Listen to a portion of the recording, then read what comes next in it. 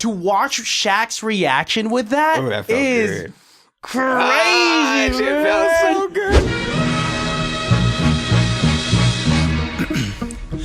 Baby girl, I'm built different.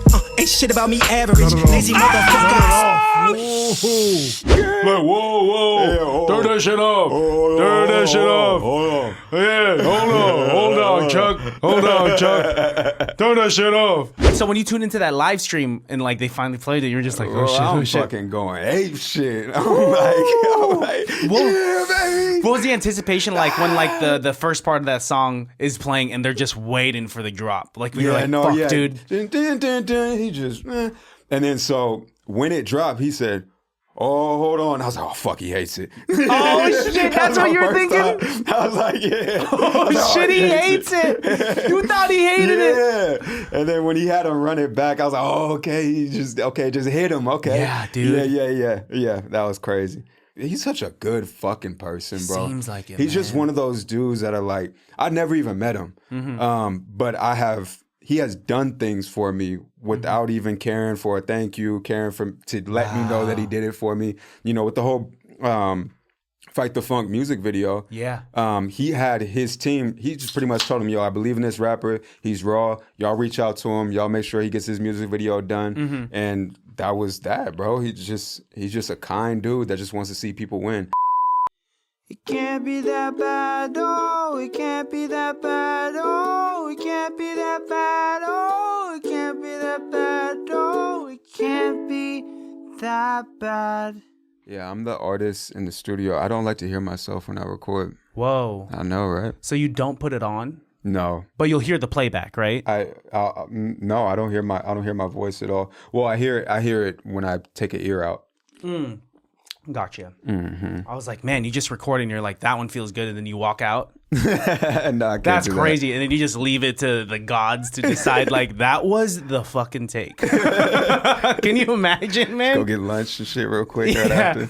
You just go with your gut feeling rather than just hearing the actual product. Nah, I can't do that. Would be wild. Yeah, it would be wild. Man. It's a lot of confidence. I don't know. I'm because I sing. I don't write my own music, but I mean, you're Filipino. I'm you Filipino. definitely sing. Oh, dude came out the womb with the karaoke mic in hand. Soul. Soul.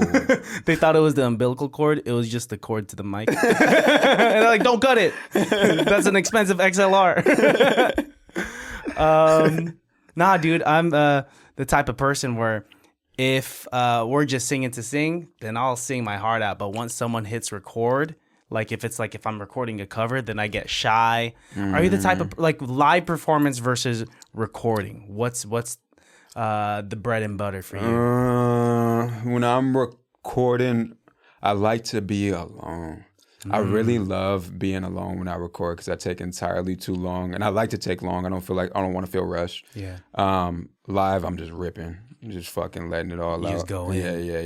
Yeah. I think I'm a little bit more perfectionist when I'm in the studio. It's because that product that you're making is immortalized and will go on, right? Right. That has to be more polished, as opposed to the charm of a live performance is that it's right there, it's right then. And if I fuck up, you'll forgive me. It's live. You'll forget. You'll forget in and like 3 seconds, yeah. Dude, there's so much forgiveness in live performance that it's kind of cool that way. That's the human part of it. Yeah. I almost feel robotic when I have tried to like record something, but like in front of a group of people, there's like a different energy that comes out, huh, dude? Oh, I seen you perform once at the Halloween event for your homies. Oh, nice. You just go in, dude. You go in. Yeah. I don't really think too hard when I'm performing.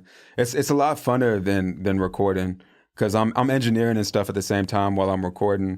But when you're on that stage and you're just in that moment, it feels good. You could just black out, let it rip. Yeah, dude. Yeah, I like to jump around and shit. Oh, you have high energy, and it exists. It's such an interesting juxtaposition that you got because, like, we've been chopping it up for maybe 30 minutes now. You would think I'm a chill dude, huh? And you are a chill dude. I mean, like, but you would. It's so interesting because if you were to tell me an artist and I'd never heard your music before, I don't think I would be even close to the type of music or the way that you perform your music, I wouldn't even be close. Because That's what a lot of people say that, like after, like if they've never heard of me before and then they happen to see me at a show, they're like, bro, I did not think you was about to be like that, bro. Yeah. You know, and I don't know, man. It's kind of cool. I like it. Yeah. You know, I appreciate it. Well, you keep us all guessing because you are probably the most dynamic artist that I know. Oh, so thank you. Both dynamic in both the sense of where your voice as an artist goes within a track. Like you could start off real low and then you'll just go full throttle, right? Yep. And whether it's like your intense scream belt that you got when you're singing, or just kind of like when you go off, like let's say for example for Built Different. Right. This part of the song go out to all the boys and girls. They go, black man, get your cash. Get it fast, but they blast at you, this your chance. Remember who you are and don't let this world change you. If you ever want to burn this whole shit down, I don't blame you. Or it starts off at a higher energy level and then the end, you're kind of just like trailing off. Yeah. And that's where the dynamic comes in, and also within the genres that you do too. Yeah, I love those moments within music where it's like that give and pull. Yeah. Like I remember when I came up with the see, when I write anything, I'm always thinking about the way that it feels, right? I like to think about like what setting we're in, even like I sometimes even think about what the weather feels like. I'd get real weird with it, like just really imagine it. And when I did that opening line, baby girl, I wanted you to get pulled a little bit, Built Different, you know. And then I was like, okay. And then, you know, with rap, especially, I like to think of it as fighting. So I'm a martial artist, so that's like I like to think of like getting in certain different type of pockets and stuff, and adding that like that feel to it, that pull. Nice. I've never. It's not too often, or not do I ever hear the connection between martial arts and like the arts. Oh, it's so similar. What? Yeah, break that down more. Like, what are some similarities you found? You have. I mean, to say like you're working a bag, right?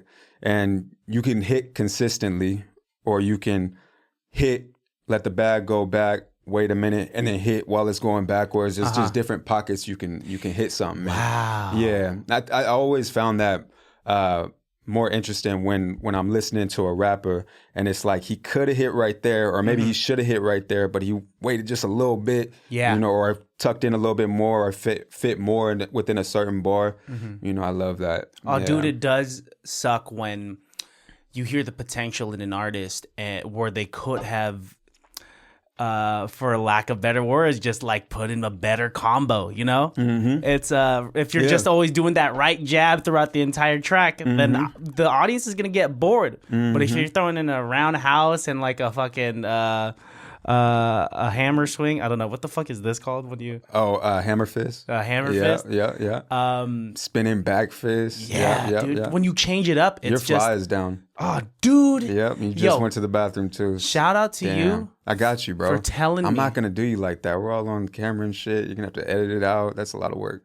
Zoom in on it. I got you, bro. I would appreciate it if you did the same for me, man. Thank you. I'll tell you, I'm the type of person that if you had something on your face or in your teeth, I'm telling you right when you walk through the door. Thank you, bro. Like, I always have a booger in this nostril. Oh, right? Man. And so I do appreciate when people let me know. But I also don't care if it's there. To make the world a better place, we have to tell each other about them hanging boogers. Come on. Like, what do we... I'd prefer that you lie to me about something... I can't stand when you see someone keep looking up and down at it. Yeah. Like, you know it's there. You might as well just grab it for me. Come on. What are we doing here? You can just tell me. Like, it's been on your mind. You've thought about it. Dude, I feel like we leveled up in friendship by having this, like, conversation of, like, hey, I'm going to tell you if you got something going on if you tell me. Dude, absolutely. Wow. You just shook my hand. Do you know that my 2 fingers don't work? Oh, shit. People always think I'm being hella cool, and I'm like, oh, I'm chill. It is kind of cool, though. It feels cool, huh? I mean, it's dope that you got the 2. But when you get like a professional shake, like, look at this, right? This gets awkward, bro. Yeah. Yeah, they think I'm hitting on them. They think I'm coming on them. Oh, you're doing one of them. It starts tickling them and shit. And then we hold eye contact for a minute. and you have to determine whether I'm hitting on you or not. And it's just my fingers don't work. I cut them on accident. Damn. Oh, shit. Well, you know, I start saying on accident now because people are like, oh, why'd you hurt yourself? Like, why would you assume that I just fucking cut my shit off? No, I don't want to do that to because myself. you wanted to live life with a little more thrill and challenge. That's why. Yeah, nah. At least you got like 2 fingers, like these 2 fingers. They don't matter. Yeah. They don't invade any of, it's fine. Bro, imagine if it was like thumb and like index. Yeah, no, that's the worst. Then you couldn't do anything. I could still make a fist. I could still say peace. Nice. Could still flip him off. Yeah. Because I don't know what else I would need to do with these 2 fingers. No, just like when you're drinking a fancy cocktail, you put the pinky up. That's the only fucking thing. Fucking thing. So now you're just like gripping onto the cup. Like, I'm throwing up a gang sign and shit. Man, this guy's drinking his audios, motherfucker, and throwing up a gang sign. Shit, he's affiliated and intoxicated. let's dip, bro. Okay. Oh shit. Yeah. Damn. What do you call it? Man, shout out to you. You have some really good music, and congratulations on your success, brother, because thank you, Christian. I love to see it. I love to see it. And I felt as if your success was inevitable because when we first found each other on Instagram, I peeped your music and I was like, this shit is so dynamic. I think I hit you up first. Yeah, yep. You did. I did because I hella appreciated your podcast. Dude, yep. I appreciate that. And then we tried to make it happen back in October. Yeah, couldn't happen. But like when the time's right, the time's right. Yeah, and even better now. Even better now, dude. I mean, like, even before like all this stuff that happened in March, I would love to have talked to you about your craft nonetheless. Yeah, totally. Yeah. Because I wanted to be there nonetheless anyways. Yeah. Talent is objective, dude. Everything else is like through the lens. Yes, like social currency allows us the opportunity to be able to provide for our loved ones. Mm-hmm. But I was interested in you because like the stark contrast between coming out between having a song like The Whole Truth and like Built Different, you know that there is so much meat and potatoes in between those 2 songs. And so let's dive deep, bro. And like you would think that any artist that kind of diversifies their genre would be spread thin or would dilute the quality in their discography. But I have to say, you come strong with every single song, regardless of the genre, dude. Yeah, I think I do so many genres because I just feel like certain instruments you're able to convey a message or an emotion better. Right, so like with Built Different, that was just full blown like fucking gorilla energy. Beast feel me? Beast mode. You feel me? And like I couldn't portray that the same way with say a guitar and a drum. It had to be that certain type of beat, right? And I'm switching genres every single day. So I'm working on 4 different albums right now. The red album's already been released, but there's the yellow, the green, and the blue album. Each one's a different genre. Blue will be R&B. Blue is R&B. Yellow's pop. Yep. Yeah. And then what's the last one? Green. I don't know if I've ever said that. Folk. Damn, bro. It has to be, right? Yes. I mean, this is... Did you do your research or you just... I did my research for the other colors, but I didn't know green because you hadn't said it yet. Yeah, dope. But, piecing it all together... And this is where this is how I know you're a true artist because, like, you've been planning things from the beginning. Like, your brand is the striped colors, right? Yep. The different colors. The colors are different emotions. Yeah. And I think you being aware that, like, genre is emotion, music is emotion, and like executing it in such an organized fashion. Yeah, I had to figure out a way to like justify me doing all these different different genres. Yeah. Damn, dude. Yeah, I had to figure out how to organize it all because today I could be writing rap, tomorrow I'm writing folk, the next day I'm on R&B. So yeah, I like that you don't limit yourself. Yeah, no, it's I just like I said, try to wear every emotion I got. Whatever I'm feeling. What kind of writer are you? Do you have to write when you're feeling... Obviously, you'll write when you feel inspired, but do you write on your neutral days as well? The hardest times to write is when I feel pain or sad. Wow. Like that is the hardest times. Like especially with my dad, I couldn't write something for. I think it took me like 7 months to even write anything about it. That's the hardest times for me. I've still been working on that because what I'll do is I'll suppress, process for fucking months, weeks, whatever it is, and then finally be able to put it into words. I think I'm just slow to process. I think when things hit me, I stay kind of like still trying to understand what it's all about. And then finally when I get it is when I'm able to open. But yeah, so I find it hard to write when I'm sad or feeling like a strong emotion like that. But I've gotten better at it. And I've tried to do it more, like on purpose. Like, okay, you're feeling this. Like I recently went through a breakup. I loved the fuck out of her, you know, and still love her to this day. So I've been trying to write about that. And it feels like the same way of trying to write about my dad because it's just like the feelings are so fresh and I don't fully understand them yet. So it's hard to, it's hard to process those. How cathartic was it to have a track on the Red album talking about, you know, the murderer of your father? That was, it was the hardest song I ever wrote and the hardest song I ever recorded. Like, writing it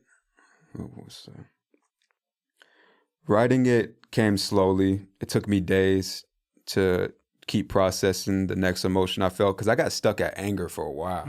You know, like it took me a long time to get past anger because he was murdered. You know, he was taken. So it's like I felt like I needed my revenge, like couldn't get past revenge. Like the day after it happened, that was where my full energy was. I went down there for revenge, couldn't find him.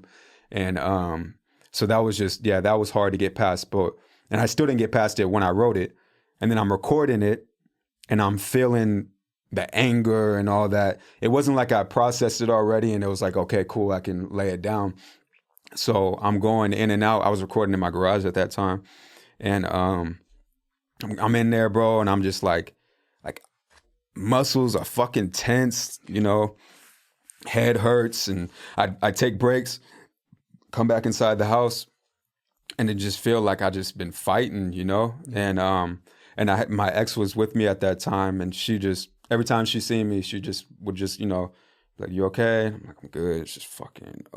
She understood it, you know, and she was there for me for that, and I'd go right back into the garage. Keep laying it down. And it was so fucking healing, bro. Like, I'm so happy I did it. At first, when I started writing about it or tried to write about it, I felt guilty because I'm like, bro, your dad was just murdered. You have to do him the honor of making him a song and speaking about it. And I just couldn't do it. And I felt so guilty for it. I'm like, that should be able to come naturally, but I just couldn't process it. Making the song and releasing it for other people to hear it, it did a lot of healing for me and it helped me get past anger for sure. Yeah. You saying that it's supposed to be easy, I don't think it is, man. I think people grieve in different ways, and there's so much contrast in grieving and creating. That's so is such a, there's tension in that. That especially the way that you create, you're very particular and you want it to be right and do justice. There's so many factors there, you know. Not only is it for yourself, it's for your father, and not and just you hear the pain, and like I felt the catharsis in it. Like, I should have been there. It's like something that all of us could apply to anyone, that if you're protective over anyone, man. Yeah, absolutely. I can only imagine what type of like what type of human you are being a father of two, and like how protective you must be of your tribe. Right. You know? Right, yeah, extremely. To be a fatherhood and to lose your father, that's a crazy thing, you know? Because you know what it is. Talk to me about fatherhood. How did that change your life? Oh man, fatherhood. it made me soft, bro. It made me soft as fuck. I used to be so careless and, you know, could give a damn, and but they just, both my kids, bro, they just make me so soft. Like they melt me, bro. And it lit a fire in me. I had my daughter when I was 25, and although I went hard in work, and then I went hard also in music at the same time, and I was like, I got to give them something, I have to pass down something to them. And yeah, man, but I love being a dad, bro. It's the coolest thing in the world. That was one of the first things I discovered about you on your social media. Like, not only are you a dope artist, but you could tell a lot about a human when they devote a piece of themselves, not even a piece of themselves, they devote themselves to this human that you had created. Yeah. Doesn't that blow your mind that you just made this person? Yeah, no, it does. Fuck, I be looking at him, bro, and I'm like, what the fuck? Damn, like, man. Damn, you're kind of like me. Like, wow. That's crazy. I know, it blows my mind. Yeah. My daughter told her mom, she said, Daddy told me I came from his balls first. That just shows you, bro. I be tripping out, bro. Sometimes I slip up and be like, you was in my balls, right? It's crazy. Dude, that gets me fucking tripped out, man. Like, the fact that, like, we are storing our future children in between something that's getting, like, destroyed by our denim, Yeah. It is a trip. Man, yeah, but it's cool. It is cool. Like, the human body is crazy. And like the female body to be able to like store that thing for like 9 months. Oh my gosh. I had a whole new respect for the mother when I seen that, man. Woo-wee. Shit, dude. Yeah, I was right there. Oh, you watched it? I was watching it just like that, bro. Yeah. I don't know if I can. Life changing. Man, I don't know if I can. My You don't have kids yet, right? No. Yeah. My lady's 4'11", so however you want to do it, bro. I had to get a peek just so I could say I witnessed the full thing. Yeah, I wish I didn't, bro. I had seen on like I was screaming more than her. I mean, you were? And I have two different babies' mothers, but my daughter's mother, she did it with no epidural. Whoa. Like full on savage, bro. But that was just her whole energy, bro. She's just a savage. Like I knew she was gonna do that. And I was watching that thing, and dude, it makes me not ever want to complain about a headache. Bro, you can't say nothing to a woman that's had a child. Oh, fuck no, dude. I can't be like, oh, my tummy hurt. I can't fucking say that shit, dude. I can't be like, I pushed a human out of a small hole. Yeah. Grow up. Yeah, out of a tiny hole. What the fuck? And then that hole goes back to what it is. Yeah. Yeah. It's the beauty of life, isn't it? Yeah, man. That's crazy. I used to really think that like we came from storks. I used to think we were bought at grocery stores, man. Bought at grocery stores? Yeah, my brother told me that if I was bad, that my mom would return me back to safely, and that she still has the receipt. And I'd be like, no, don't return me. So I fully thought that you can get refunded. Yeah, man, that I was just gonna be gifted back and then not bought back because I expired. Did it make you better? It made me better. I mean, dude, that mixed with like Asian father disappointment will whip me into shape, bro. You're looking at other kids like, ooh, you about to get refunded. Oh shit, where are you from? You look like you're from like Dollar Tree, At least I was told I was from Safeway, Man, ooh. But yeah, fatherhood. I feel like that's beautiful that like it made you soft, man. Like it made me soft. It made me grow in a lot of ways. And then when I found out I was having a daughter, because I was, my first one, I have a daughter and a son. Mm-hmm. My daughter's 7, my son is 4. Man, they did like this gender reveal thing with me, and her mother already knew. I didn't know. And so they put out the pink, did like the pink thing. I can't remember what it was. I think it was a pink bear. They pulled it out of a bag. Mm-hmm. And I just immediately dropped my head and started like, at first I was silent for how long? And everybody's looking at me like, oh my gosh, like what is wrong with him? And so I leave. Yeah. Bro, that's the worst thing you could do during a gender reveal. Because they're like, oh, he's pissed. You know what I did, bro? What? I went and found like a random corner, sat down, and just cried, bro. It wasn't that I was upset I was having a daughter. I was scared as fuck. Yeah, man. I was so scared of having a girl you know, because I mean, I was a dog, you know, I've been a little boy, you know, and I was just so fearful of like what that would mean. I didn't understand. And so I finally come back in, wipe my eyes. I'm like, they're like, are you upset? I was like, nah, I'm just scared, y'all. Like, I'm just scared, but I'm excited and I'm happy. And yeah, it was life changing, bro. It gave me a whole new perspective. Like when you see your kid being born, it feels like you get to see God for the first time. Wow. You know, that's exactly what I felt. Like I witnessed God, you know. It's a beautiful thing, man. Oh my gosh, it's so beautiful. The fact that we could just create. Yes, we create these other things, like you create music and we create content, but like to create a human, make someone out of yourself. Yeah. This person's gonna have memories, beliefs, decisions, everything that you went through. Everything, yeah. And then and more. You have the privilege of being able to like guide them. Yeah, influence them and try almost to grow them. And then you think of yourself, yes, you know, when you're a kid. In what ways did you think of yourself as a kid when you had your daughter? So like one thing I remember about being a kid, because I was so artistic, and high strung and high energy. Yeah. And both my kids are the same way, especially my daughter, is like not feeling like I was understood. And it was not my parents' fault. It was just, I was just fucking crazy, bro. I think of wild shit and ask the craziest questions.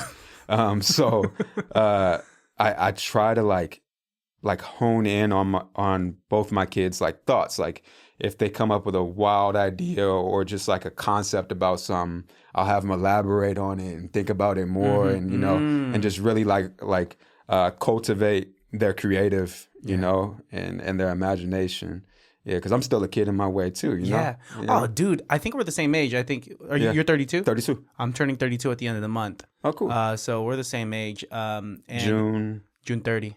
Okay. Yeah. Right on. What we doing? I'm a Cancer. I don't know. You want to come over, watch something, and cry with me? Fuck yeah. No, I'm down.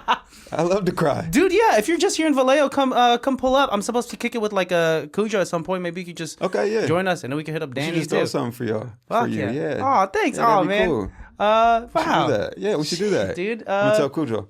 Yeah. Let's start a group chat and whatnot. Man, shout out Cujo. What a guy. He's a great guy. Yeah. With you know how we met, right? How'd you guys meet?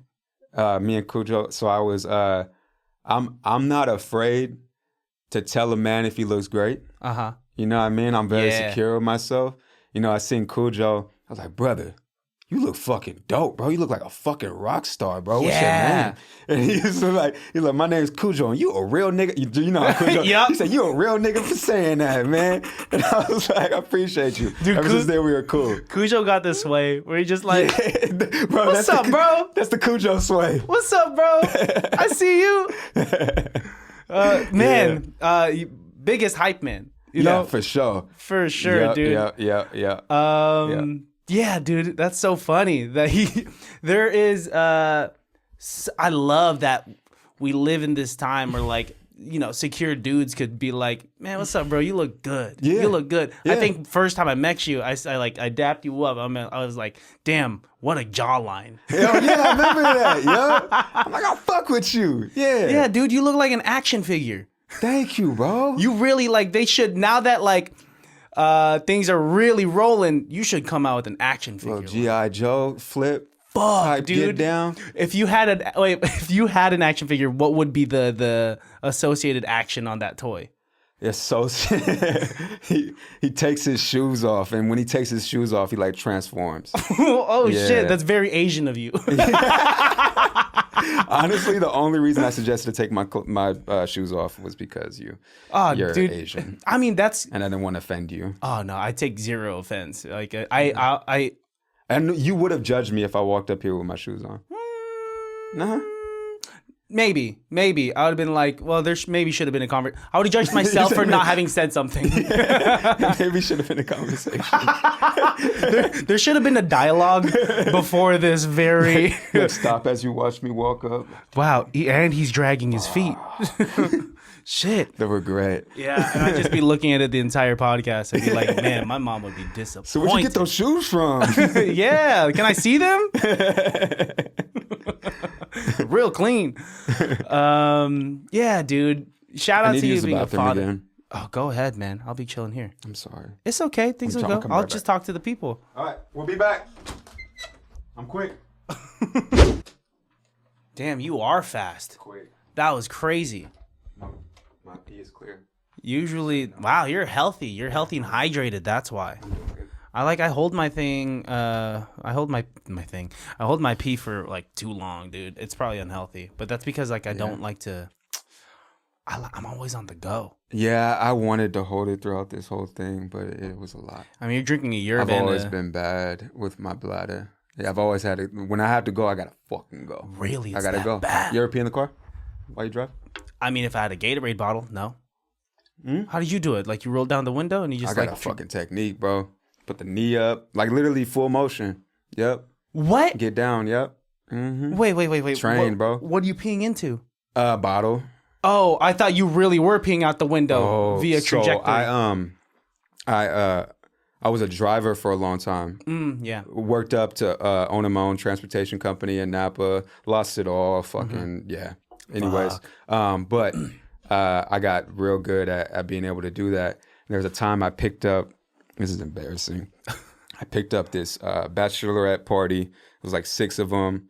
And, you know, we're in full-blown conversation while I'm driving them back from the airport and just having a good conversation. You know, I pick up my, and I drink it. Oh, right? No. And it's in my mouth. But, like, we're in the middle of a conversation. Like, I got to keep it super professional. So I'm like, what do you do? Like, what do you do at that moment? What do you do? Like, come on, you're in this scenario. You're driving clients. They can see you, right? They can see you from the back seat. You say, oh, shit. Just drank my piss, or what do you do? Spit it back in the bottle first and foremost. Go spit it back in the bottle. That probably would have been the best just. But then what do they say? But like, what if they're like, why did you just spit that back in the bottle? But they're like behind you, right? They could see. But they could see you. No, they could for sure see me. So I'm mouth full, and it's my turn to speak. I would either spit it back in the bottle and be like, "Oh, it was just warm," because that's telling the truth. It was just warm. Warm Gatorade or whatever the fuck you're drinking. Damn, that would have been a good idea. Or just like secretly let it dribble down the side of my mouth and hope they don't. Yeah, all right. I don't. That's what I think I do, bro. Yeah, just like really, just let it seep into your jacket, you know. Damn, and then figure it out later. Damn, I had a suit on, bro. I wasn't doing that. Wait, so you just swallowed it? I swallowed it, bro. Now that's reincarnation. I swallowed it. That's going back to that was stupid.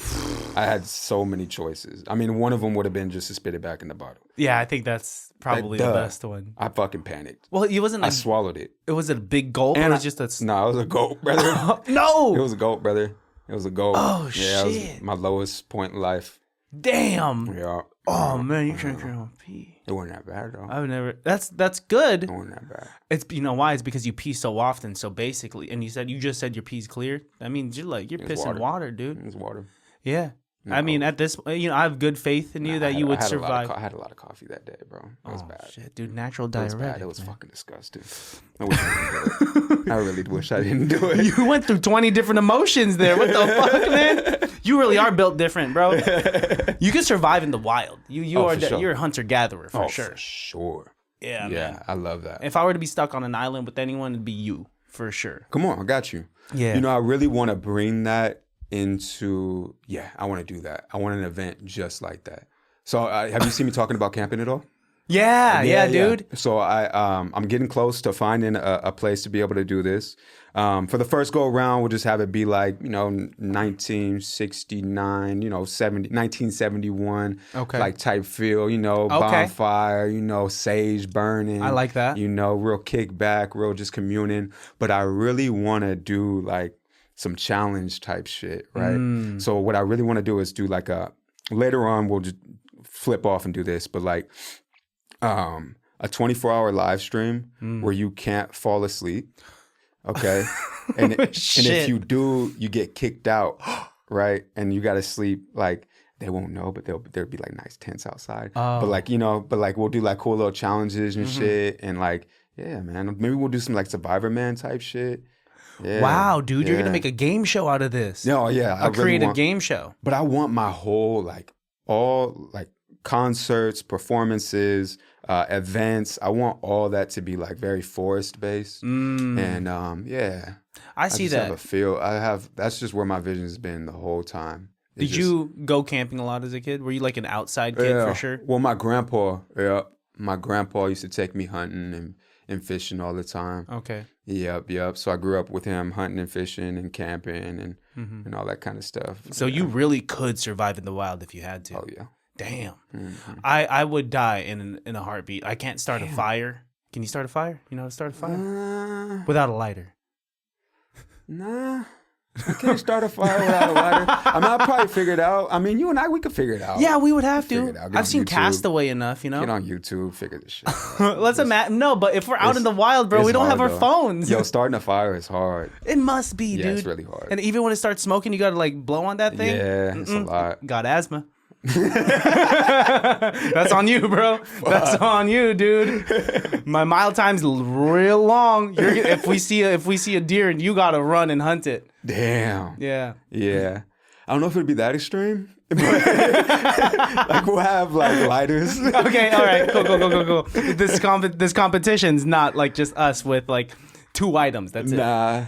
Wow. Yeah. That's fun. You're a real creative guy. I know that I heard on a podcast, I think it's the Misguided podcast, you were talking about you're working on an animated series too. Yep. That we cannot talk about yet. It's Nope, kind of not exclusive. yet. Still happening. But that's still happening. That's dope, dude. Yeah, and it'll be based on the albums and all that kind of stuff, or based on the colors. What kind of kid were you? Did you watch a lot of cartoons?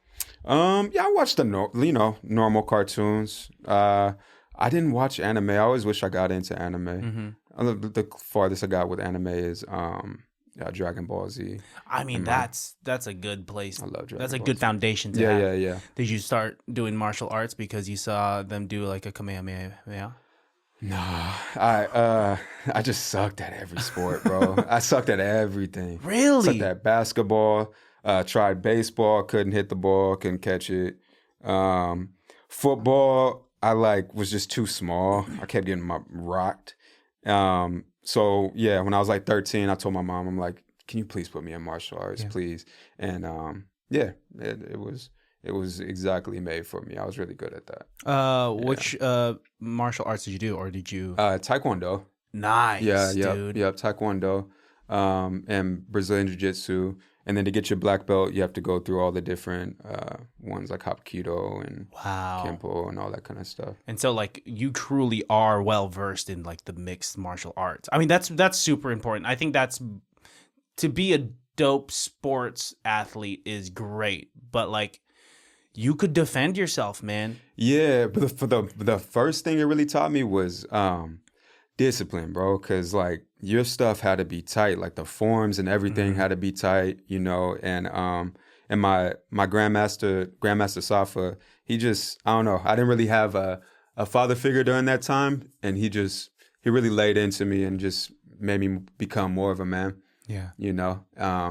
But yeah, that's another reason why I want my kids in it, and yeah, because that discipline is applicable in all facets of life. Like I can only imagine that discipline that you got from martial arts, how much you brought into it in like your craft. Yeah, it made me believe or know that form is important. Yeah, right. Like when I'm rapping over a beat, you know, the melody, the cadence, the tone, the delivery, all that is important. You know, it's not just saying some words. You know, I care how it feels by the way that it was delivered. You know. Oh, there's intention behind all of it, dude. Yeah. It's so good with like only you, the whole truth, and obviously the Red album. Everything truly hits. You know what you're doing. You're very intentional with your sound and the emotion behind it. It's so cool, dude. My fiance could confirm that for the longest time, like when we first had this set up in like October, and I was like really going through your like discography, I still to this day will just randomly will be like, baby girl, I'm built different, you know. It's just kind of, it's like in me. Like I got that fucking dog in me because of you, you know? Yeah.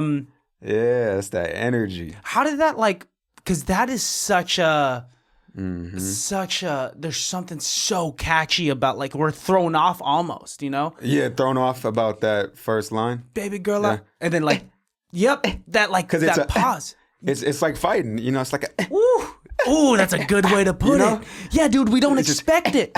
You know? Yeah. It is. It truly is. I don't look as cool. It looks like I'm spazzing out. Yeah. Baby girl, I'm built different. Fuck, dude. It's so catchy. To watch Shaq's reaction with that, that felt is good. crazy.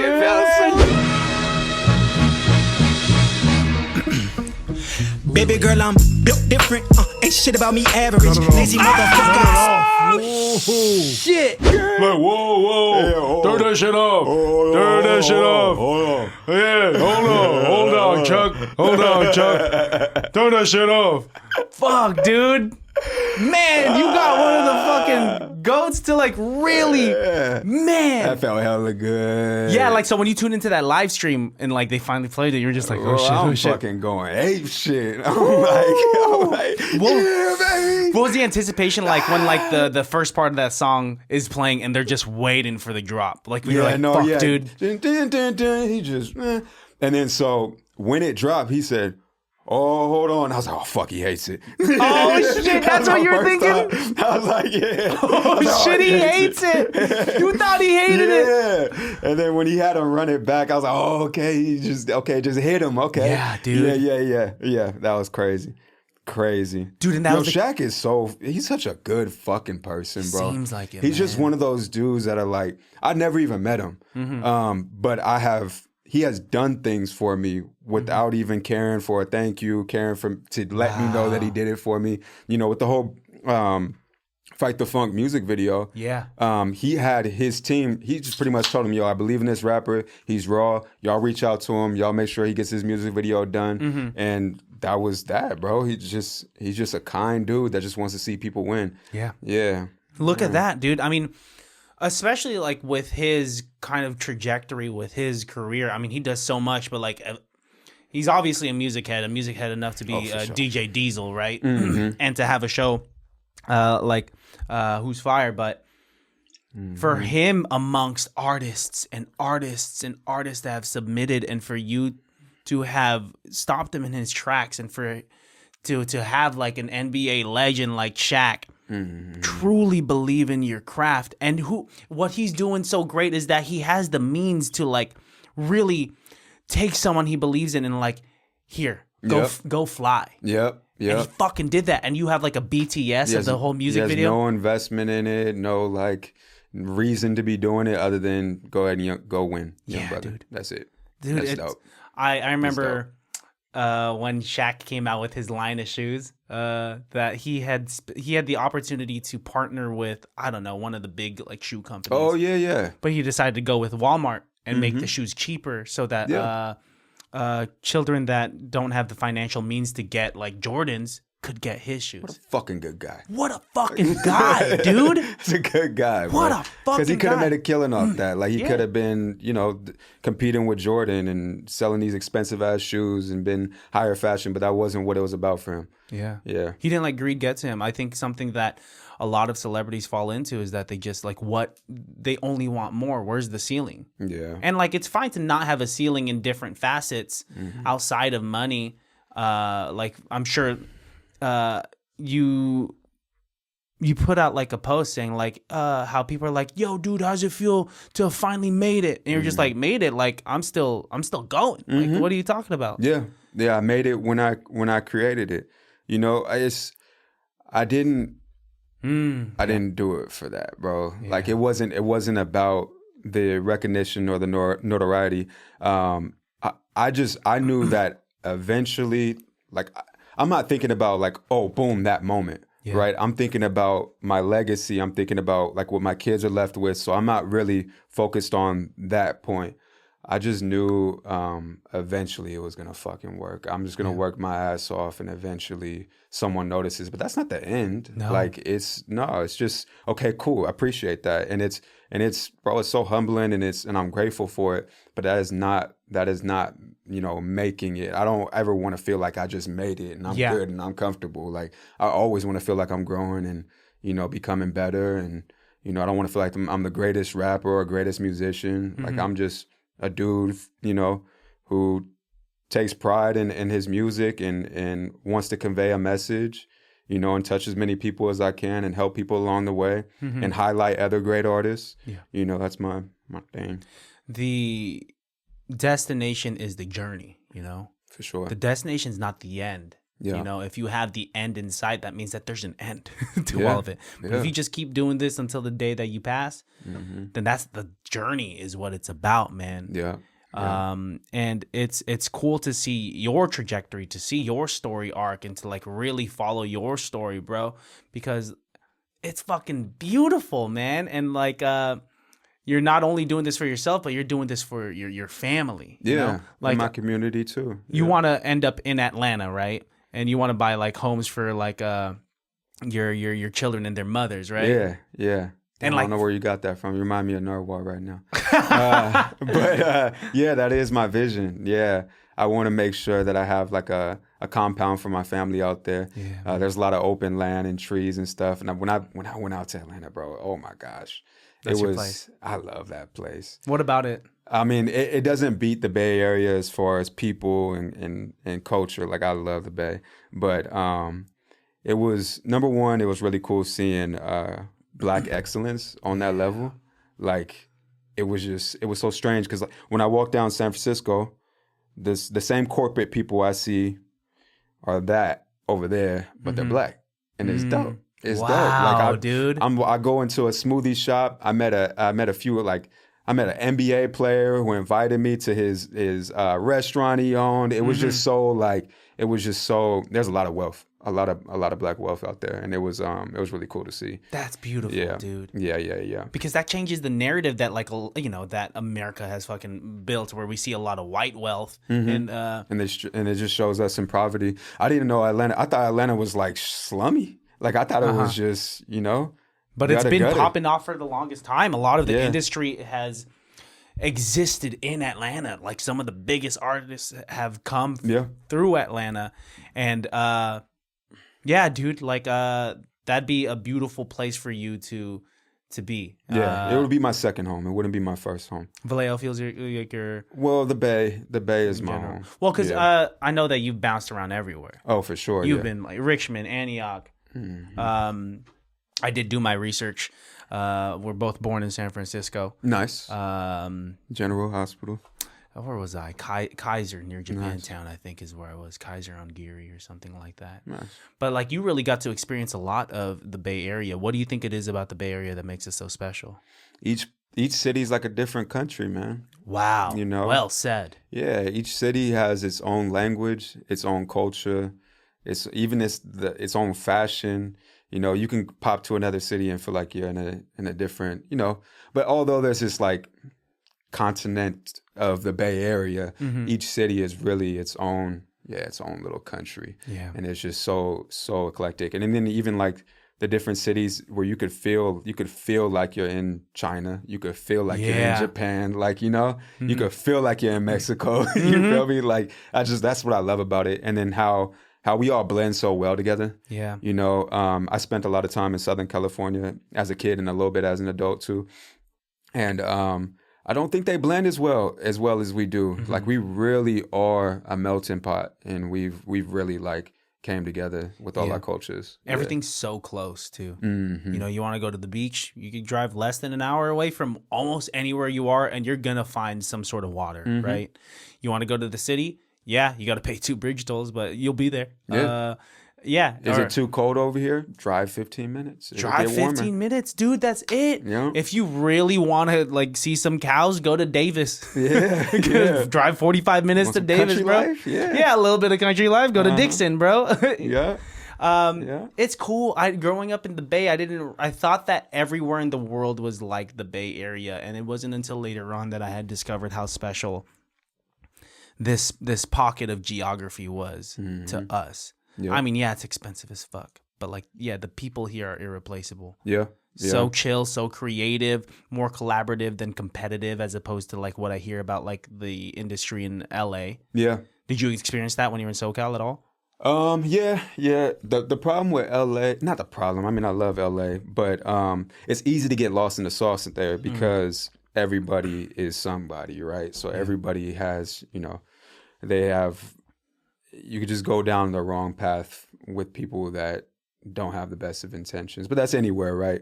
But yeah, there's something special about the Bay. I've heard people say that the Bay is like a hate on you or whatever. I never felt that about the Bay. I think the Bay actually can give too much love, where there's artists that pop off in the Bay Area and it feels like the whole world loves you because of how much love the Bay has. And they call that being Bamus. And it's just, the Bay just has so much love, and we love ours, we love people who are from our soil, and the Bay will always support people from the soil. But you say too much love. Do you think we're giving too much love in this to like maybe the wrong people sometimes? Do you think we're being okay? I think we should all appreciate what comes out of the Bay, man. Yeah, dude. Any artist that comes out of the Bay, that's working in the Bay, if they are catching notoriety from other people or whatever, we should praise them. Yeah, we should learn to nurture each other that have the potential, because it's like, imagine how many wilted artists there are out there because like they heard criticism from the wrong person, right? Rather than they just kept on going for like a few more months or a few more years, then they could like receive the opportunities that you had worked so hard for, right? Imagine if you had stopped last year out of nowhere, and then Shaq had never heard of the fucking song. No, there's plenty of times where I could have taken a wrong piece of advice. One of those being like, oh, bro, like you should really just focus on one thing, don't go too far out because then you're going to confuse people. And it made sense on paper, but like when I look at the streams and the different demographics that I'm touching, like it's dope that the whole truth is going crazy in France and, Built Different's going crazy in New York. And these are two different sides of who Red Lotus is. And I just think it's beautiful that it'll be able to touch all types of people. Yeah. If you're not into rap, then, we got that for you.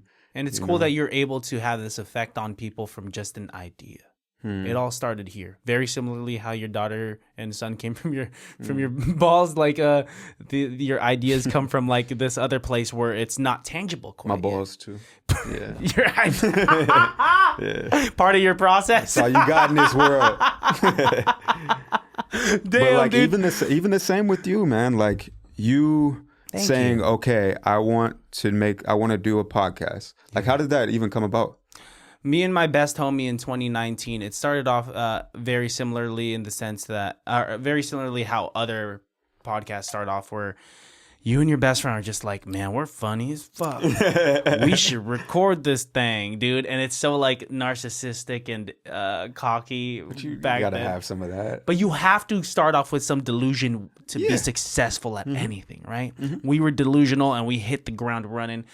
We had built like a niche fan base because the podcast used to be about bad movies. Hence the term, it can't be that bad. Oh, cool. And then slowly it transformed into like interviewing our friends and like having guests on. When did you start that? We started doing that probably around like 2021-ish. Oh, wow. So 2 years of talking about music, then we made it like a hybrid show, and then it fully, we found more traction in doing it this way because like only so many people could listen to us review a fucking bad movie for so long, as much as we love bad movies. It felt more important to highlight a guest. Yeah. It felt more important to talk to someone about their platform and to the person, right? About their passion. And then eventually in like 2023, my homeboy life hit him, and then like we couldn't continue the podcast the way we were doing it. And so I decided to just keep going, and then like it's now what it is now.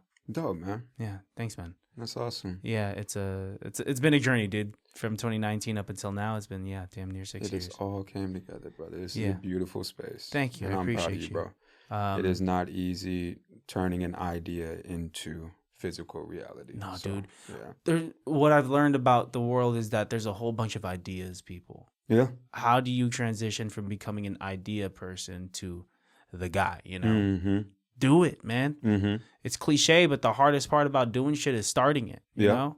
Yep. Once you get started and feel... being bad at it. Yeah. And making mistakes and Getting back up is one of the hardest things in the world, mm-hmm. but it's one of the most admirable things. Mm-hmm. Falling and failing is not a bad thing. It's an opportunity to rise, bro. Oh, yeah. And like, I mean, talk to me about like some of your first failures. I mean, I've been doing music for 19 years, bro. I've been doing music, let's say, consistently 13 to 18 years old, and then 20 to 23, and then 25 until 32. So yeah, there's been a lot of like nobody's listening, bro. Mm-hmm. Like had no one listening whatsoever, and I'm spilling my whole heart out on this shit, right? And nobody could give a fuck, right? And I even had a ex tell me, she's like, keep playing being a rock star, like I hope that little fucking music dream works out for you. I'm like, I got fucking 20 listeners this month, so fuck you. How about that? Sent to the stats and shit. Like 20 people care. How about that? Dude. And no, bro, it's now we're at 28,000 listeners a month, dude. Bro. Like, look at that, man. Look at that, man. Yeah. And that's because you kept going. Yeah. You have to have a strong support system, and even if you don't, you have to be your strongest supporter. Mm-hmm. You have to be. And then also, like, as advice to artists, release it, okay? Even if it doesn't hit. Mm-hmm. Built Different is 3 years old? I don't even know. Dude. I think it's like 3 years old. And when I dropped that song, it did not hit. And nobody could give a fuck. And after, continuing to do content on it and stuff, it started to pick up a little bit, and then the right fucking person heard it, mm-hmm. And then once that song got the notoriety that it did and got the recognition, they started digging into everything else. Mm-hmm. And so all those songs that I thought they were great, and then they fucking flopped. Yeah. But now people are going back in there and they're discovering these songs that I made, like The Whole Truth and different songs. So yeah, like, even if the song doesn't work out at first, know that there's still a chance, and then know that when you do pop off, all that work that you did before will still count, and it's still there. It's still there, and there's so many times I'd made a song and I'm like, damn, nobody like listened to it or whatever. You put the promo behind it, but yeah, it'll come back. People will go back on it. Yeah, and that's what it blows my mind why some people would take off music off of their distro mm-hmm. because it didn't hit the numbers that it was supposed to. I'm keeping all my old shit. I don't want nobody to say that this shit was overnight. Okay, I'm keeping all the horrible shit. I'm keeping all the songs that I don't even like to this day. Your earliest distro is like 2020. That's available on Spotify. Mm-hmm. You just told me that you've been making music for 19 years, so it goes even further back. Because it was before I even knew about the distribution stuff. So it was on like SoundCloud and YouTube, fucking MySpace. Mm-hmm. Yeah. Mm-hmm. Yeah. And then like you've left it on there. Yep. And so people could peep the journey. Yep. Because we live in a time where overnight success exists. Oh yeah, for sure. Like with TikTok, like there could be a new artist that came out with like 2 songs and then like someone used it as a background music on their TikTok reel and then they pop off. Mm-hmm. But there's something beautiful about like having worked for it for so long. Mm-hmm. And on top of that, you're not just an artist, you wear so many different hats. Mm-hmm. You're a son, you're a father. Yeah. Right? Yeah. You were a member of the workforce, bro. Mm-hmm. You were a provider. Yep. And like you did not stop. Nope. You're 32 now and it fucking finally hit. Imagine if like 25-year-old Red had stopped. Yeah. Fuck. 7 years sounds like a long time. I'd have been miserable. That was always my biggest fear, bro. I think any creative has this same fear. This is why we go for it. which is we don't want to be on our deathbed saying, damn, I wish I would have. Yeah. You know what I mean? Yeah. Because it's like, bro, like even if it isn't the way that you imagined you wanted it to be, I promise you'll be a lot happier in the end of all this, just saying I tried, you know, and I did it, and I enjoyed doing it, you know. Yeah, I would do this the day I died. I wouldn't care if I got to pay the penny from it. Like it's what I love to do. It's what I was born to do, you know. And I'd be upset if you ever stopped this, even if you didn't, if you weren't hitting the numbers that you are now. I think no, I couldn't stop. Yeah, dude. Like the music you make is really good, dude, and I think it's really important too, not just for yourself, but for people to hear it. Yeah, thank you, bro. Music like The Whole Truth, or like other people that have lost a loved one, you know, when they hear Franklin and Heartless, yeah, or like, and then when people just want to fucking feel like the guy built different is there, man. Imagine how many people are like ripped at the gym now because of you. Man, I'm saying that's you, man. Imagine like a personal trainer out here. Fuck yeah, dude. Shit, if Shaq's slapping that shit, everyone needs to be slapping that shit, dude. Yeah. Where did the first time you like really yelled, like brought that version of you? That's a great question. When did that become unlocked? Yo, that is a great fucking question. I always believed that I couldn't sing, right? So I never really tried to sing. And there was a point where I was just like, I got this like in me, right? Let me just try to. So that came out when I did a song called The Fall with Juju Mad Scientist. Yeah. And that brought out that grit. And I just had this in me, right? And I'm like, ooh, I like that. But I was always like that. So I was a production manager for a while, like, you know, food production type stuff. And I always had a team, and especially at Blue Apron, a place called Blue Apron in Richmond. If you worked at Blue Apron, what's happening? I got all of them hitting me up now, like, what's up, bro? Like, oh, yeah. Well, you were saying that, like, at the time, they all believed in you. Yeah. Like, it was just a matter of time. Anyway. And so I was a lead, but I was like I was that dude with too much energy that just was hella trying to motivate his team. Yeah. But, you know, eventually it all caught on. And I had a team of runners. So, like, you got people that grab the product, and they always got to be moving and bringing products to the tables. So I just needed them to have hella energy, you know. And I was a runner at one point. There'd be times where I'll just be in it's a big ass place, 30,000 something square foot facility. Damn. Scream across, "Ow!" The whole "ow!" You know. That's where I got the bark from, that energy. Wow. You know. And then I would do motivational little speeches, and after each like lunch and shit, and hype my team up and tell them where our numbers are. And that's where I got that like that dog spirit. Yeah. Wow. And then you incorporated it into The Fall with Juju. And built different. Yep. And and then even in your ad libs, like the I can't do it, but like it's so good. Yeah, dude. And that's just a feeling. Like you can't even. That's just a feeling. And that's what makes your music so textured, bro. Yeah, because if you're coming with the bars, if you're coming with the cadence, and you're coming with the production and the engineering, what's the sprinkle on top, right? Yeah, energy. And it's the energy. It's dude. a certain frequency for sure. Yeah. I'm trying to raise vibration. Yeah. Well, now we know it's you. If I were to just like, people will know that it's you, as opposed to just like, you could be a good artist but sound like a whole bunch of people, but like it's those nuances, like your bark, like that, those ad libs, like the energy that will stop people in their tracks and be like, oh no, this is a Red Lotus track. Yeah. You know. Yep. So it is. You are mad talented, man. Thank you. And like, I think you truly were born to do this stuff. So, you, bro. And I'm glad that like, that life is hitting you in the way that you deserve, because like, you were the guy before anyone else knew you were the guy. Know that you got to believe that you're the champ before you get that belt. Yep. You got to believe that no matter what the outcome is, that is what you're supposed to be doing. As long as you feel like that, it's limitless. And you will enjoy it forever, and you will become great at it. Yeah. Shit, dude. Yeah. Well, Congrats again, dude. You deserve it all. I can't wait to hear the Blue album. When's that gonna drop? I can't say. Yeah, I don't even know.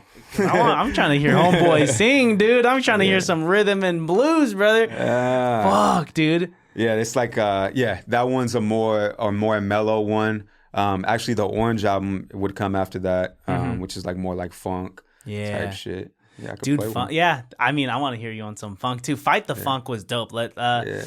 That music video is cool. I think you were meant to exist in the 70s as well. Like you in an orange turtleneck makes sense. That felt right. It felt right. I was just like, these neutral tones. You in that like 70s type household. Yeah, makes sense. yeah. It felt right. Yeah, I feel like if you had existed back then as an artist, like you'd be on Soul Train by now. Oh, for sure. Imagine. Man, that'd be so fucking cool, dope. Dude. Yeah, I think they missed me on the era and threw me in this era on accident. Yeah. But yep. Yeah, God held on to you a little too long. He's like, shit, yo, this one. Yo, man, he's been on the pan a bit too long. Come on, we gotta serve him. Bro. It would have been cool to like see you back then. You would have been like in something like Motown. I could I could definitely feel that. I always wish I could go back in time and just feel how that felt, man. Yeah. There was some cool shit happening. Cool shit. I want to bring back that Woodstock era, just that whole like love movement and the like grittiness movement that came after the 1971 era. Yeah. There was something so raw about it. I mean, there weren't as many distractions as we have now with like technology. Like back then, if you were good, you had to be good and you had to like... Oh, yeah. I was showing a lot of people. Oh, yeah. Very similarly to like how back in the day, like Kanye had to like slip his CD underneath like doors at radio stations for them to play his shit. Like, or even in the 90s, I had Nump on. He would tell me about the days where he had to stand outside of like a Rasputin and hand out CDs. Easy now, bro. Now you just like you upload. Yeah. You upload and you just fucking cross your fingers. And you're just like, all right, algorithm, let's play. Yeah. Let's play. Yeah. Yeah, dude. 70s and you said like the 20s is like some... The 20s fashion. I love the 20s fashion. Fuck, dude. That Gatsby kind of suit. Yeah, I love that. Like what material do you call that? I think it's called... is it tweed or? Yeah, is it tweed? It's like tweed, wool. You've seen like the hats that I wear. I love that whole look. Oh, like the Newsies type hats. Yeah. That fashion was... It's a coal miner hat. Yeah. Yeah. And you could pull it off. You got a good shaped head, dude. Yeah, well, it's only certain... Like, I did a shoot with Cookies today. Yeah. And they had these trucker hats. And in mine, the space was like this fucking wide right here. That's why I can't wear... That's why I wear the skinny man hats. Yeah. I mean, I feel like it's better to have like a smaller head than a big... Because I got a big-ass head. I don't know if you used to wear fitted caps back in the day. I couldn't. It just never looked good on me because my shit's like... Oh, okay. So you always had to have something like a little more snug. But they didn't have those. Dad caps weren't a fucking thing. They weren't. They weren't in fashion yet. No. So I just didn't wear a hat. Yeah. What did you dress up? What did you dress like back in? White t-shirt, blue jeans, and Nikes. Baggy as hell. Oh shit, dude! Yeah. You kept it simple. Yeah, for sure. And then so that. What about you? I had all my brother's hand-me-downs. So my brother's 7 years older than me. So imagine me like your shit's baggy as fuck. My shit was baggy as fuck, dude. I looked like I was affiliated because he loved red.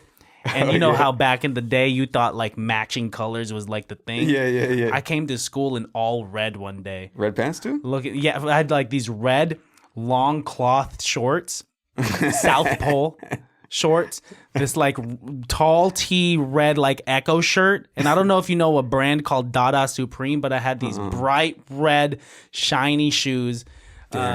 And I just looked like a chocolate dipped strawberry, bro. What did you dress like? Or like, what were you going to say? Yeah, I mean, so I was in the Bay Area my whole life until, also in Washington State for just a small period. But I went to Southern California for high school. And that was during So that's 9th grade. That's during the entire like hyphy movement, like t-shirt, blue jeans, and like that was. And I thought I was so fucking fitted, bro. I had on my tall white tee, down to here. You feel me? With the blue jeans, hella baggy, with the white Air Forces. Yep. I came into class and I was late because I couldn't figure it out. And I walk in, bro. Everybody's got on skinny jeans. Fucking like, you feel me? Oh, it was shit. bad. They're like, this kid's different. They were ahead of it. Like they knew the jerking era type. Like that shit was already coming. They're in the New Boys era already. We were so focused on the hyphy movement. Yeah, they were already in the New Boys era. So we didn't even know that shit was happening. Like YG was going crazy at that time when I went down there. I never even heard of YG. No one up here heard of YG yet. And that whole jerking era was already going. I walk in the classroom, I see everybody in fucking skinny jeans, colorful jeans and shit. Damn. And I'm like, fuck, I just went school shopping. Fuck. Like, I was and you got like these Jabos or something? I was in Jabos and fucking, yeah. And like homeboys, they got studded belts. They got like bright red skinny jeans with a snapback attached to their belt loop. Yeah, I was on them the next year though. I had on my, but you had to wait a full school year to be like, I had to wait. Man. It was bad, but it was cool. I mean, because they were like, okay, he's from the Bay, and I had to like teach him about the Bay and like help him understand our culture and shit. It's so different, cool. dude. It truly is. I remember when skinny jeans were becoming a thing, I asked my mom to take me to Macy's so I could get my first pair, and she was just like, "What are you looking for?" I said, "Some skinny jeans." And she said, "Why are you looking for some skinny jeans? You're not skinny." Because I was a fat boy, dude, and I was just like, "Mom, She has a point, dude." Oh, fuck. I look at old pictures of me looking like a fucking balloon, and then out of nowhere you just see skinny ass jeans. The big boys and the skinny jeans, y'all was lit, bro. Y'all were life of the party, so I can't even be mad at it. We were always sweaty. Yeah. Had to sag our pants because the jeans couldn't fit around our waist, man. One of these all the time. Oh, dude, always like this to kind of like not show our mammal toe. Wearing a fucking, I used to wear a fitted cap to the side and tilt it. Ooh. Oh, man, with some like Ray-Bans glasses. On some Neo shit? Yeah, kind of on some Neo shit. Was that Plies? Kind of like some Big Sean shit. Okay, yeah, Big Sean. Yeah. Mixtape Big Sean, like he has that, like, you know, there's an album cover where he's like looking back, and that's kind of how I looked. I moved too much for that. I couldn't do it. Oh, it would fly off? Nah, I'm just like, I'd fuck it up. Yeah. What were you as a kid? In high school, it was hard transitioning from the Bay to Southern California. You could basically call it LA because everybody from LA moved over there.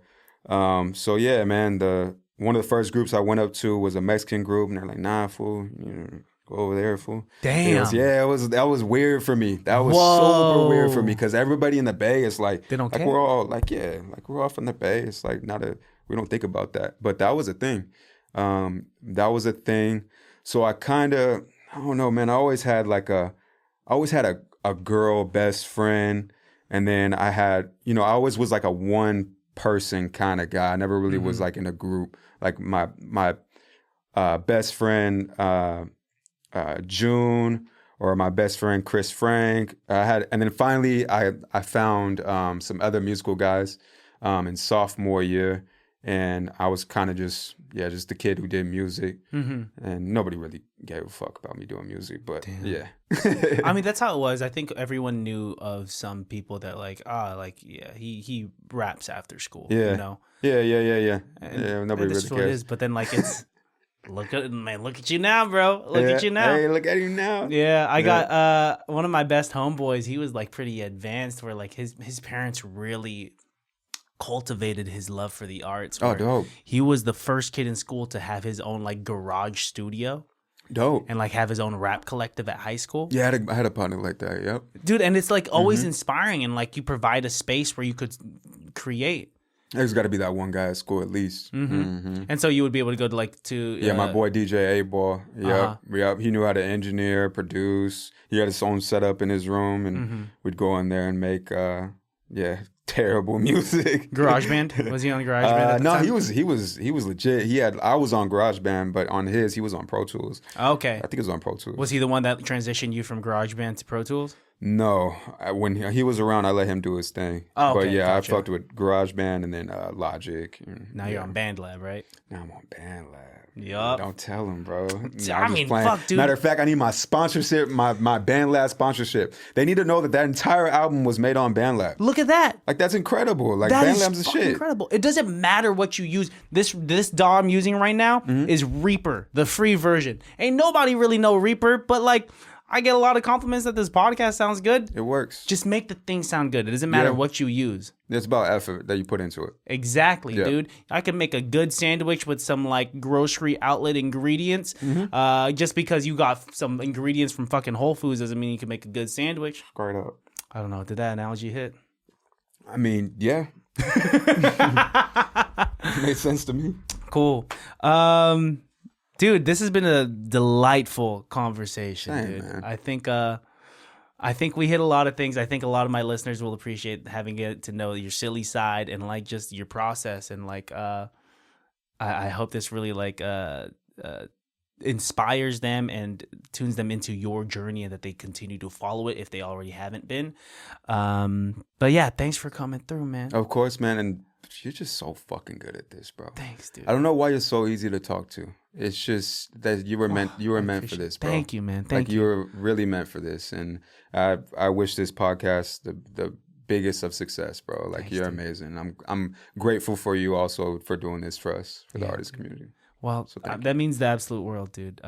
Sometimes I forget. We have to remember to give each other like flowers like this. Yeah, man. Like I don't think anyone could ever get too many flowers. I mean, because it's easy. Like imposter syndrome's real, man. It comes. It comes, but it also goes, dude. And you have to work through it, man. It's like walking through quicksand sometimes. But moments like this, like you just paying me that compliment, makes it all worth it. Dude. Yeah, And you're like, great too, bro. All right.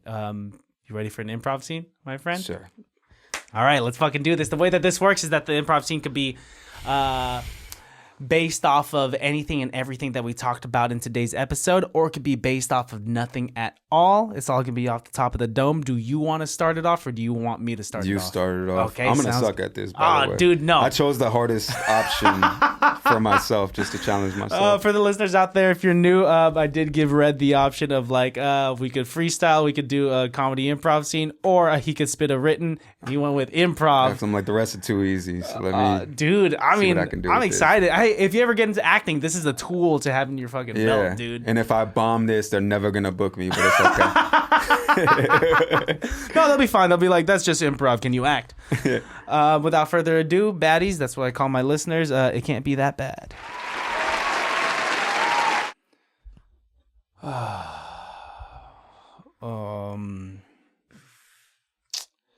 Hey, Red, if you could just have a seat real quick. I just have to talk to you. Absolutely, bro. You're the best hype man for this tour. Are you firing me? I'm not firing you. I'm just kind of like, I just have to say that you're so good at being a hype man that Lil Jon's getting upset. Lil Jon's getting really upset. You know, he's usually like our top hype man. And the East Side Boys. What did he say? Well, after saying yeah and okay for about 20 minutes, right. He had expressed to me that Red is taking my spotlight. And so I know you do a bunch of motivational speeches. Bro, don't do this to me, bro. I'm not firing. Don't do this to me. I'm bro. not I've firing been through you. enough this year, man. I know that you've been. I've been trying, bro. Yeah, I'm trying. I know you just spent a whole bunch of money on your new tomato garden. Literally last night. Cherry tomatoes. You can't. Red tomatoes. Green tomato. Samantha was telling me that you talked her ear off for 20 minutes about explaining why. And she told me she enjoyed it, but it's good to know that she didn't. No, she still did enjoy it. No, she did enjoy it. No, I'm gonna. First, Lil Jon wants to fire me, and now Samantha's talking behind my back. She didn't say anything bad. Right. No, she didn't. Go ahead. I just think that we should move you to a different division of the tour. And where would that might be? So right now, we're the East Side Boys. They got Lil Jon. I think we gotta move you to like be Papa Roach's hype man. Papa Roach? He's from Vacaville. It's Papa okay. Roach? It's okay. He's from. What's wrong Don't with do Papa? that to me, bro. What? Okay. Well, explain your. I will give you the floor right now to talk your piece. Why not Papa Roach? We're talking about a man that is named after a father instinct. That's a downgrade. That's a demotion. That's just the I've worked title. my ass off. Lil Jon tells me all the time, yeah. Yeah, I mean, Okay. it's just kind of in his blood. He can't really. Cut to Lil Jon and Red's conversation the night before. All right, you're Lil Jon. Yeah. Okay. That's really how you feel? Yeah. So are we still good, or Yeah. were you telling something about me that you want me to change a little bit? Okay. Really? Red, I just have to say that the way you're doing what you do, it's very inspiring, but there's only room for one big dog on the East Side Boys tour. So it's either you or me.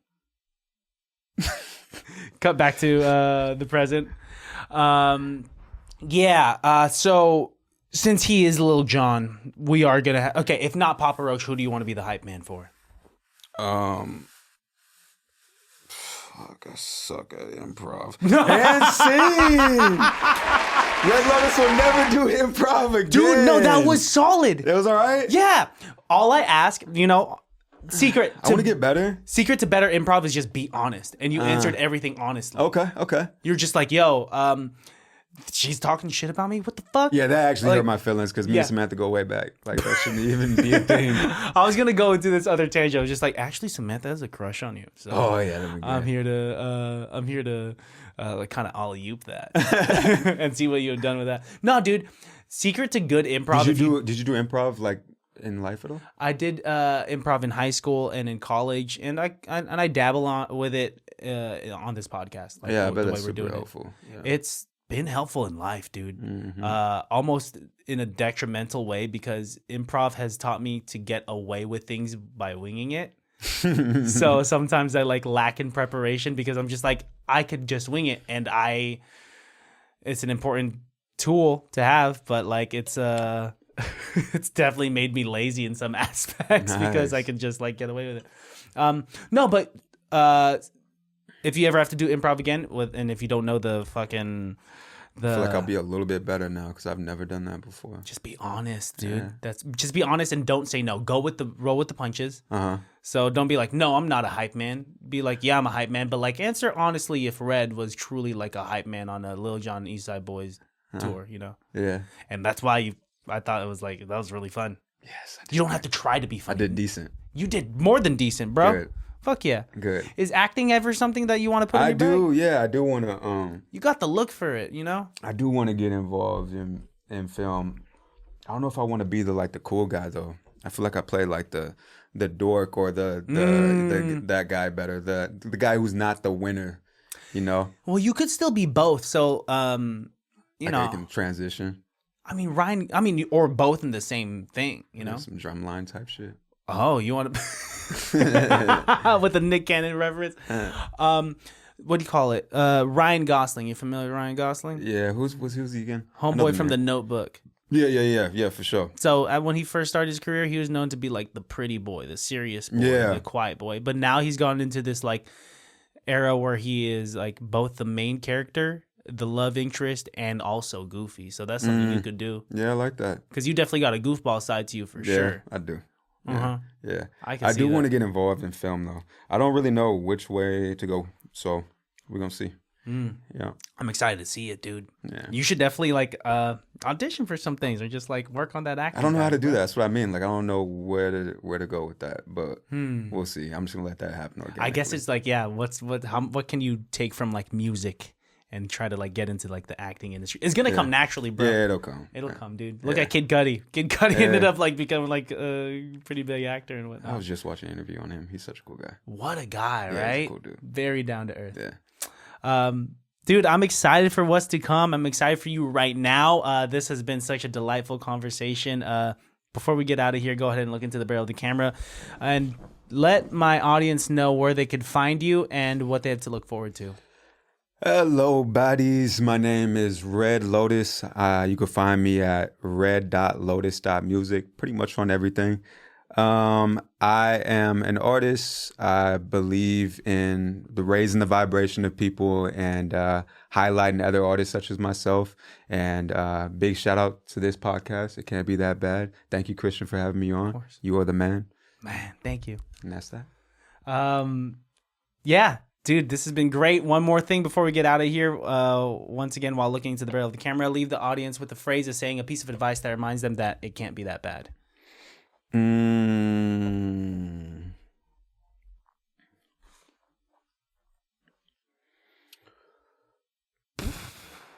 There is a lot going on in the world right now, specifically in a certain region, and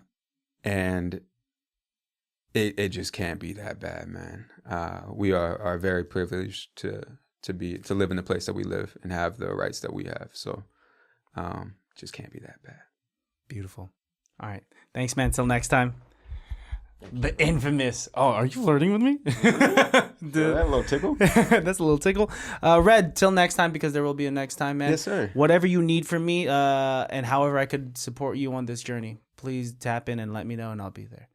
Appreciate you. Same to you, bro. Baddies, you guys know where to find me. You guys know where to find the podcast because you're already here. Peace, love, and bye.